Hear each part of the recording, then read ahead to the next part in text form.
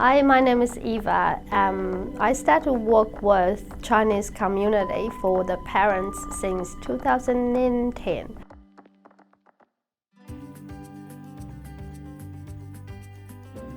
We come here and study, we find our Mr. Right or Mrs. Right, and then we stay.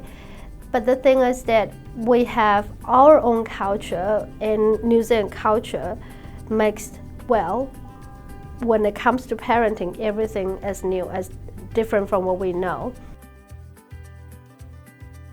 So it's a workshop that I met Eva, and Eva keep providing really useful information. It's presented in Mandarin, so it's a lot different from the previous courses or say the workshop that I have been to.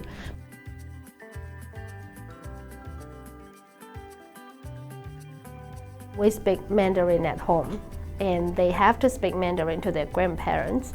There's no English at home. We want to maintain our family culture to be a little bit, more diverse. My husband speaks English and English only.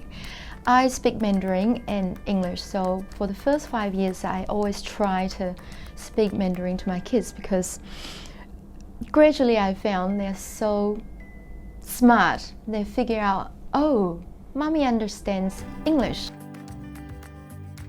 What they worry about is like, oh, I can't speak really good English. But who cares? You don't look like an English-speaking person. So you look like an Asian, you are Chinese, and you'll be proud of it. You go out, you don't speak really well English, doesn't matter. You get better every day as long as you try.